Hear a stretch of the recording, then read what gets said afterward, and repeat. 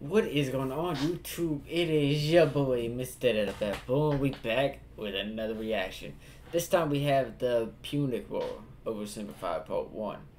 The first Punic War is. So, just a heads up, I have watched it, and I've only made it 7 minutes into the video, our 27-minute video. I haven't seen Part 2 at all.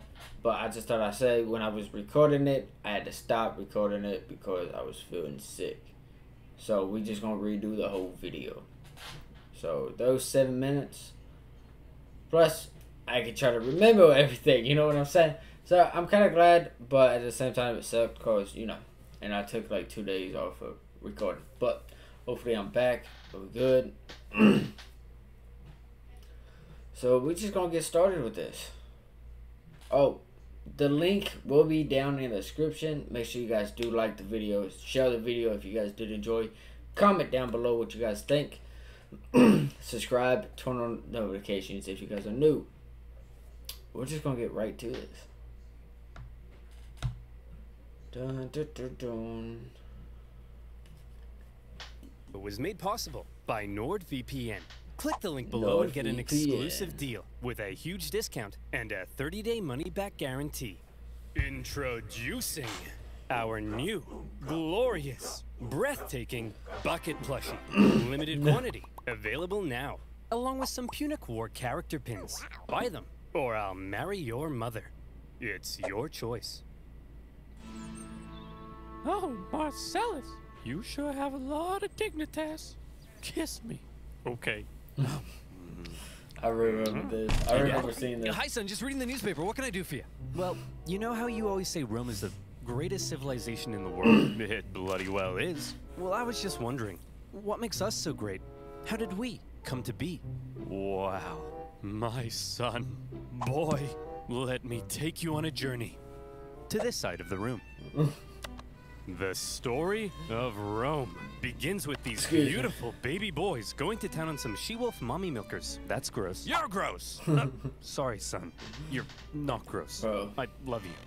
They're called Romulus and Remus, and when they grew up, in 753 BC, they founded Rome. But there was just one problem. They couldn't agree on which of them should be the king. But they worked it out peacefully, right? Oh, heavens no. Romulus caved Remus's skull in with a shovel. Here's a picture. Our first king committed fratricide? I know. Look at his face. When's the part where we become the greatest civilization, Dad?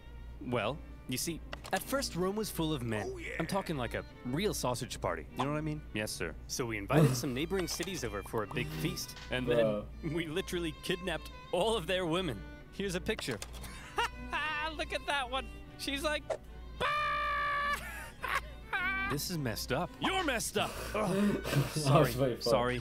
I'll be a better father. But I think so. Then, after centuries of who monarchy, those those pictures, tyrannical kings started getting a little too big for their britches. Like so that. we overthrew the kings and established Rome as a republic. I don't know if is that when everything all I the killing say is correct, stopped? so No, hold me no. accountable. That's when the killing surged, baby. We went wild and conquered the Latin League, the Samnites, the Etruscans. Woo! What a rush! Dad, Rome seems pretty barbaric. You're barbaric! Oh, I forgot to tell you about the time a prophet told Saturn his son would one day overthrow him. So Saturn literally ate his own son seconds after he was born. I don't want to see a picture. Here's a picture. Dad, look at that. That's messed up, man. Are we really this uncivilized? Hey! If we were so uncivilized, would we use communal toilets where we all fart and poo together in one big stinky, steamy, dirty toilet room? Yeah, Dad.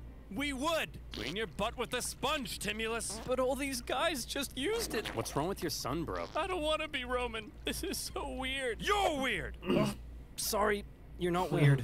I'm sure you're probably fine. Bro.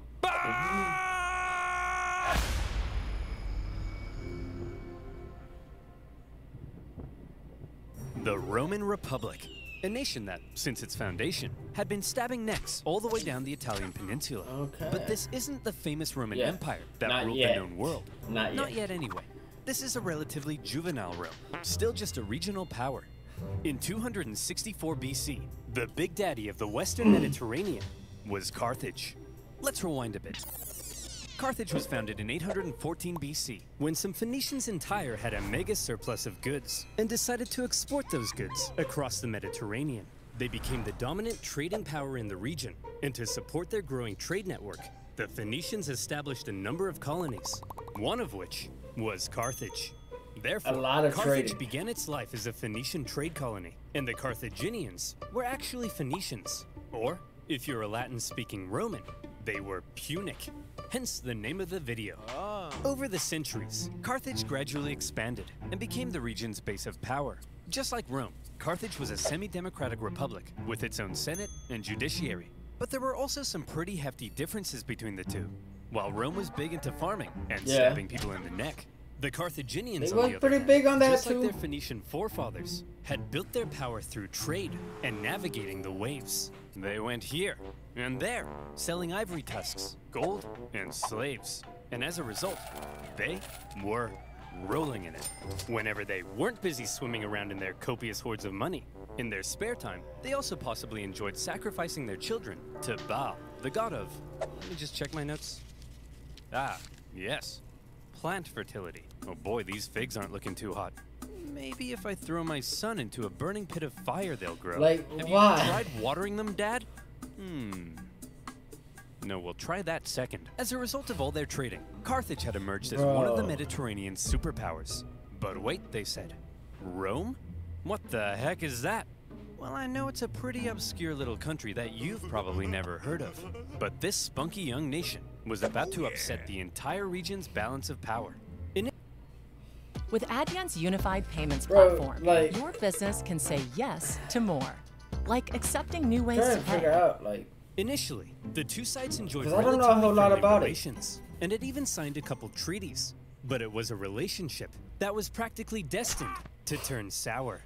See, Rome had a thing where they liked to aggressively expand their boundaries, often viewing such expansion as a defensive act. Kinda like when you kill your neighbor, because you knew eventually they would have tried to kill you Yeah, first. no. Meanwhile, Carthage was extremely What? protective of its wealthy trade network. But So okay. if you put a very strategically important island between them, well, 2 + 2 equals war. Tensions rose, and the two sides began viewing each other with increasing disdain. The hard-working Romans looked across the water at the money-hungry Carthaginians and said, "Look at those dishonest crooks. Bet they've never done an honest day's work in their lives." And the Carthaginians looked back and said, "Look at those simple-minded brutes. Bet they've never sacrificed a baby in their lives." Yeah! While war between the two superpowers seemed inevitable, What? the event that finally triggered it was a little unexpected. The whole thing began with a few simple mad lads on a wild night out. These mad lads are called the Mamertines. They were Italian mercenaries employed by the tyrant of Syracuse here. But when he died, his successor said, "Sorry fellas, we don't need any big burly men with sharp sticks anymore. You can all go home." The Mamertines, as it turned out, didn't want to go home. So instead, they went to the nearby town of Messana and said, "Hey man, we are but poor little buff boys without a home. May we come in?" Aw, poor fellas. Sure thing. Just so long as you promise not to massacre all of us. We promise. The Mamertines then massacred all of them. Well, not all of them, just the men. And they stole their homes and families. Ha! This is my house now. This is my best dad ever mug now. And you guys are my new family. Bruh. Son, wanna go play catch with your old papa? You're not my real dad! Ugh, teenagers. Am I right, dear? You're not my real husband. Ugh, I'm so trapped in this marriage. Then get out! No, Messana was now controlled by the Mamertines, and they began raiding up and down the Syracuse coastline. what? When the new ruler of Syracuse saw this, he wasn't happy. The Syracusans began fighting back, and in response, the Mamertines said, "Oh crap, they're fighting back? What do we do? Quick, we'll convince the Carthaginians to come and save us." Oh no! We're in trouble, and we need a big, strong empire to come and rub our bellies. Why are you saying it like that? If I was a big, strong empire, I think I'd like to be seduced. See? It's working! The Carthaginians Bro, dreamed what? of controlling all of Sicily. They had been fighting Syracuse and their Greek influence on the island for centuries. And now, here was a great opportunity to get one over on them. So Carthage promptly answered the Mamertine's cry for help and sent a force to garrison Messana. As it turned out, however, some within the ranks of the Mamertines weren't too happy with the occupying Carthaginians, and they sent out a second cry for help to Rome. When it reached the Roman Senate, they were a little more hesitant. Going to help the Mamertines ran the risk of triggering an all-out war with Carthage, and they had only just finished conquering the Italian peninsula, so they were kind of tired. Plus, the Mamertines were all the way across the water. They had never made a leap like that before. So you would assume that to avoid any conflict with Carthage, the exhausted Romans would probably sit this one out. But you would assume wrong. Rome just couldn't resist a good chance for war. Why? Well, there's something you gotta understand about Rome. See, as a republic, they were hell-bent on preventing any one man from ever gaining too much power. And so rather than having one leader, Rome had two, called consuls, who shared power. These consuls could also only serve for 1 year at a time before new consuls were elected. These measures to limit the powers of the consuls were noble, but had an interesting side effect. The consuls knew they had just 1 year to try and gain as much glory and prestige as possible, something that was very important in Roman society. And the best way of gaining glory and prestige? Military victory, of course. The Roman political system basically ended up encouraging these consuls to go out.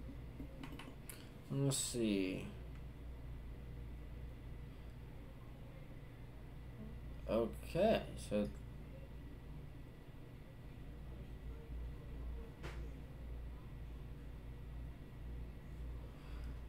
gotcha. And be as aggressive as your Italian grandmother when you don't eat all the spaghetti.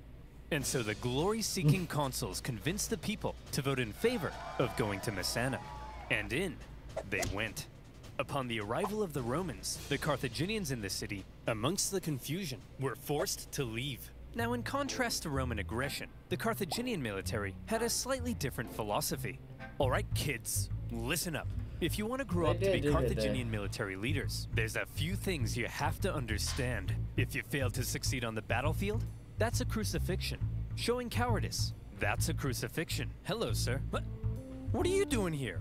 Aren't you meant to be in Messana? Yeah, but the Romans showed up. So you just left? Sure did. Oh, you better believe that's a crucifixion. The Roman consuls were awarded for victory, and therefore tended to be aggressive go-getters. By contrast, the Carthaginian generals were brutally punished for failure, and so they tended to be more cautious and restrained. This dynamic is helpful for understanding some of the crazy things that happened during the Punic Wars. So, the Romans have crossed over to Messana, and now there was some red on the island. Hit that panic button. This turn of events was unacceptable to both Carthage and Syracuse, so the traditional enemies teamed up to kick the Romans off their island. They surrounded the city and said, "Hey, you jerks! This isn't your island! Come out of there at once!" Okay, we're coming! See, Phil, you just gotta speak with authority. That's what being an alpha male's all about. Hey, man. Oh, you brought your weapons and armor? No, I didn't mean... Oh, crap. Out the Roman legions came to engage the Carthaginians in battle, and they sent them packing. With the Battle of Messana, whether intended or not, by going to help the Mamertines, the two sides had just slipped into an all-out war. With the initial Roman victory, towns across Sicily, including Syracuse, began switching allegiance, because being a winner is more fun. But the Carthaginians weren't about to just give up that easily. In 262 BC, they began building up their forces at Agrigentum. So the Romans, being aggressive go-getters, aggressively go-got them. The Romans immediately laid siege, hoping to starve out the Carthaginian garrison. However, because this was the first time Rome had been fighting outside the Italian peninsula, across the water, they struggled to supply their forces, and before long, the Romans were as starving as the Carthaginians they were besieging. They had to forage for food, leaving them open to ambush. And when Carthaginian reinforcements arrived, creating a double siege, things got really bad. Everybody starved That's kind each of other for awkward. months until nobody could take it anymore, and they all finally came out for battle, which Rome won. Here's the report from the recent siege at Agrigentum, sir. We killed 30,000 while only suffering 7,000 losses? That's amazing! We're the best! Yes, sir. Whoops, those are the wrong way around. What? We lost 30,000? We're the worst! But we won, right? Yes, sir. But we also got our asses kicked. Yes, sir. So are we the best or the worst? Yeah, that's a good question. Yes, sir. I'm confused. The Romans won at They lost Agrigentum that many? because they were aggressive go-getters, and they now began eyeing up the possibility of conquering the entire island. But they also suffered very heavy losses, and it was clear they couldn't sustain a campaign if they couldn't supply their troops. Here's the issue. Sicily was an island. Islands are surrounded by water. A strong navy would be vital for supplying troops and winning the war. Here was Carthage's navy, and here was Rome's. I think you can see the problem. Yeah. Historians debate just how much naval experience Rome had at this point. Presumably, they must have had something to defend their shoreline. But whatever it was, it would have paled in comparison to the Carthaginian juggernaut. And so Rome had to figure out exactly what to do about all this water. Come on, men. We're not gonna let some pansy candy-ass water get in the way of our glorious victory against Carthage. Charge! Tell my kids I love them. We're gonna need a bigger boat. What's a boat? I don't know. If the Romans wanted to win this war and obtain Sicily, there was only one thing for them to do. I guess we're just gonna have to go ahead and build ourselves a war fleet, aren't we? From scratch? From scratch. Well, we don't even know how. Never mind how to fight with one. Don't worry, Hank. We're up to the challenge. Come on, guys. We're Romans, and Romans aren't afraid of anything. And so, the Romans worked long and hard trying to figure out how on earth you actually build the latest style of warship. In the end, they had a bit of luck on their side. A Carthaginian quinquereme ended up accidentally grounding on Italian soil. The Romans found it and copied the design. While the new fleet was being built, the Romans trained rowers on land. And would you believe it? The Romans put together a full fighting fleet of 120 warships in just 2 months. A staggering feat. Now, I know what you're thinking, but oversimplified. That's a lot, if the though. Romans can build a war fleet from scratch in 2 months, then why does it take you half a year to make a video? Well, my valued subscriber, I think you Takes time. should shut up. Takes What time. the heck? How on earth did the Romans learn how to build a war fleet? This shouldn't be happening. From what I hear, they copied the design from us, sir. Well, how on earth did they get the blueprint, Carl? I don't know, sir. They did But I'll use a tell you what. blueprint. If you're worried about people stealing your Out of data, hate, right? If the and boat you want to just, protect you know, yourself then from they outside copied the threats, boat, don't so you they dare. didn't need the Then you, my friend, blueprint, if you right? mention NordVPN, I'll scream. Should use NordVPN. Do you like corporations knowing everything about you and then selling your data to advertisers who convince you to buy things you don't need in an endless cycle over and over until you die? Me neither. And that's why I use NordVPN. NordVPN allows you to connect to super fast secure servers all around the world, encrypting your IP address to protect your online data from undesirable eyes. That means you can look at all the squatty potties you want, and no one will know. With NordVPN, you can search for better online deals in other territories and unlock content not available in your country. NordVPN now comes with a threat protection function and much more. And if you don't like it, it comes with a 30-day money-back guarantee. Unlock content not available in your country. NordVPN now comes with a threat protection function and much more. And if Let's see, threat protection, super fast, up to 6. Okay. Okay. Box across mobile, computer. Interesting. I just hit that. Are you shitting me? the Mamertines then massacred all. I really just did that. So good. We got it fixed up, right? 2 grams of high-quality protein to help you recover and build lean muscle. IP address to good. protect your You'll set online that. data from undesirable eyes. That means you can look at all the squatty potties you want. Oh, No that's one will funny. know. With NordVPN, you can search for better online deals in other territories and unlock content not available in your country. NordVPN now comes with a threat protection function and much more. And if you don't like it, it comes with a 30-day money-back guarantee. Go to nordvpn.com/oversimplified to get an exclusive deal with a huge discount. That's nordvpn.com/oversimplified. And as always, you'll be supporting my channel. So thank you. Now where were we? Oh yeah, the Siege at Agrigentum, supply issues, and building A lot of war fleet. stuff. So now the Romans have a They navy. built that many and boats it's in that time to like put 2 it to the months. test. That's But crazy. how though. does one wage ancient naval warfare? Easy. All of the ships had giant bronze rams on the front, so all you had to do was outmaneuver the enemy and give him the jimmies. Easy as pie. And so the aggressive Romans set out for some good old-fashioned jimmy giving. The consul, Gnaeus Cornelius Scipio, That's the way set they out for the do it. I town of never- Lipara, damn. believing the garrison there wanted to join the Romans. As he entered the harbor, however, he found himself trapped by a Carthaginian fleet, and in the following skirmish, he was completely outmatched. The Romans may have had a brand new fleet, but when it came to engaging in actual combat, their inexperience showed.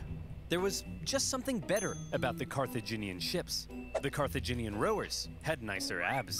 The entire Carthaginian Empire had been built on expert seamanship. So, when it came to water, the Carthaginians were better, and the Romans were wetter. In their initial skirmish, the Romans Yeah, were beaten so it badly was. that the consul, Kept going for a Scipio, swim. was given a nickname, Asina. And if you're wondering what that means, just drop the Ina. So what were the Romans to do? How could they possibly stand up to this Carthaginian superpower? Well, there's something you gotta understand about the Romans. Back when they found that Carthaginian ship and copied its design, that wasn't a one-off thing. Copying their enemies was as Roman as punishing murderers by sewing them into a leather pouch with a monkey, snake, and rooster, and then throwing them into a river, which is a thing they did. Wait, what was I talking about? Oh yeah, Okay. copying their enemies. Many of the most famous Roman inventions were actually borrowed. Aqueducts, chariot racing, their Yeah. gods. Even Okay. in warfare, the Romans would get pierced by a Sabine javelin, and they'd be like, wow. They'd get hacked to bits by an Iberian sword, and they'd be like, wow. And they'd copy the designs for themselves. However, they wouldn't just copy it. They would advance it, finding ways to adapt it as perfectly as possible. And in the case of naval warfare, the Romans realized if they wanted to beat the Carthaginians at their own game, they would have to adapt. The Romans excelled at combat on land, not on water. But what if, they said, we could somehow turn a sea battle into a land battle? Sounds crazy, I right? mean, Well, they made a couple of tweaks to their warship. it's and possible. look, here they come again. They must love getting their asses kicked. Sir? What's that toll thing sticking out of their ships?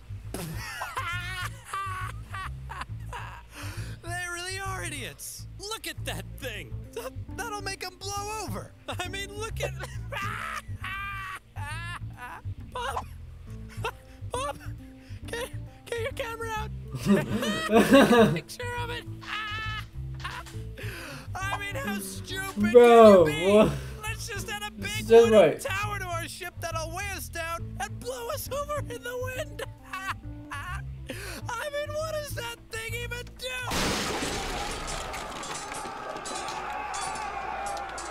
The Romans had built a big swinging spiked gangway called the Corvus. So when the Okay. Carthaginian ships approached to ram them, the Romans would just slam them. The Carthaginians tried going around, no problem. The Corvus could swivel. Try going behind, the Romans would huddle to the coastline. It was foolproof.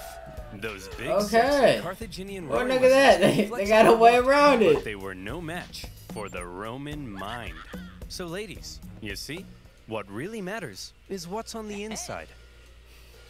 Please go out with me. And with that, the Romans, who had only just recently began dabbling in the art of naval combat, thanks to their ingenious Corvus, had just managed to outclass the Mediterranean seafaring superpower. The Carthaginians were stunned. And the general in charge of the defeated Carthaginian fleet? Well, you better believe that's a crucifixion.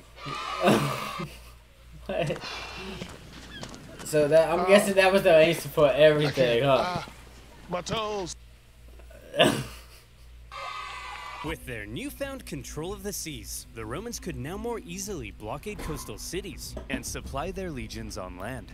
Surely, the Romans were now free to unleash their aggression all over the island. Haha! Hey Carthaginians, what are you gonna do now that we're free to rampage across the island? We're gonna go inside these walls and close this gate. Oh, come on, guys. Stop messing around. Come out so we can kill you. No. Oh, come on. No. Bro. Oh, no. To counter the new Roman supremacy, The Carthaginians decided to engage in a defensive war of attrition, forcing the Romans to engage in siege after lengthy siege. the war in Sicily became a long, hard, back-and-forth slug. One by one, cities slowly fell as the Romans gained ground. Occasionally, the Carthaginians countered and even pushed them back, only for the Romans to rebound again. And whenever a city did finally fall, the Romans could delight in slaughtering the entire population and selling any survivors into slavery, which was pretty standard procedure at the time. In general, the campaign on land was progressing much slower than the Romans had hoped, and quite frankly, they were getting sick of it. So in 256 BC, they decided that something had to change. Hey everyone, my name's Marcus Attilius Regulus, and I'll be one of your consuls for this year. Look, as I'm sure you all know, Sicily's being a bit of a drag. Sure, I could go and spend my entire year as consul besieging one single city, but they'll never make a naked statue of me for that. So here's the new plan. I'm gonna skip Sicily entirely, take my army, and go right for the heart of Carthage itself. I'll slaughter the men, Enslave all the women and children. and when I return, you'll all build 1,000 naked statues of me. What? Marcus, that women and children stuff, that seems pretty evil and barbaric. No, Jim, it's perfectly normal in the ancient world. Sometimes we even chop their pets in half. Okay, guys. Okay. Looks like the Romans are coming straight for us this time. And what will they do when they get here? They'll That's kill us fucked. all. They'll massacre each and every last one of us. They may even chop our pets in half. That's barbaric. No, Rob, it's actually pretty normal for the time. We'd do the same to them. Who'll protect us? Funny you should ask, Mary. That's kind of why I called this meeting. Who will protect us? Protect our families, our homes, our children. You guys? Ha! Don't make me laugh.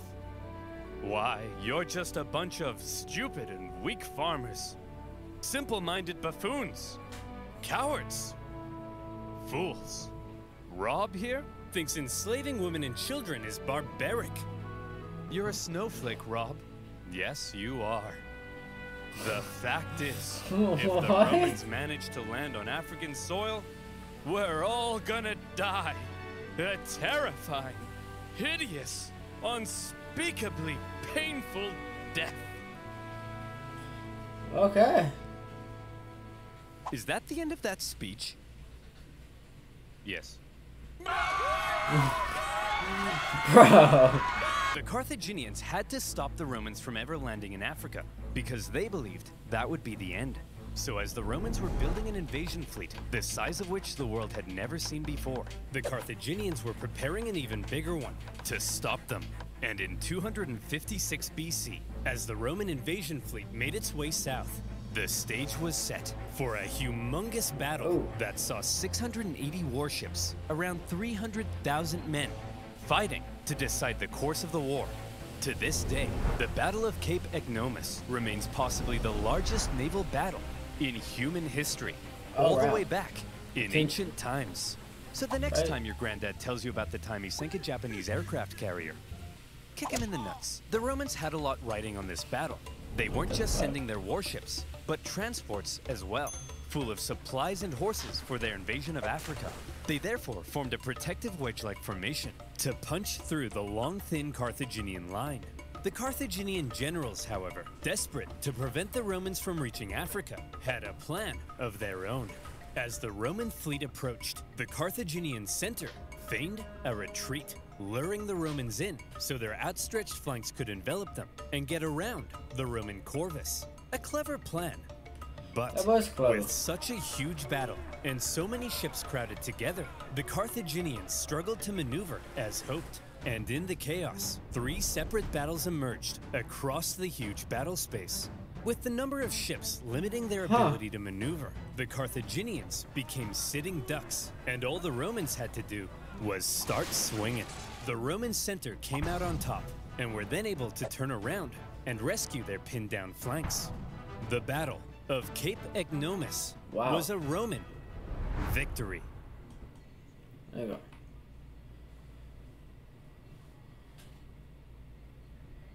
Bro, they suffered a lot this time. Bro, that's a lot.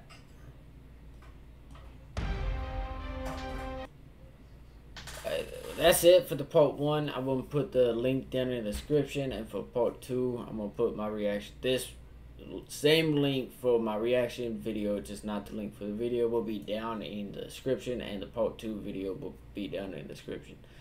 And I'm gonna put his channel in the link as well. So make sure you guys do go check it out, all that good stuff. You know what I'm saying? I'll see you guys in the next video. You guys stay safe. Positivity is key. Motivation is key. Happiness is key. I'll see you guys in the next video.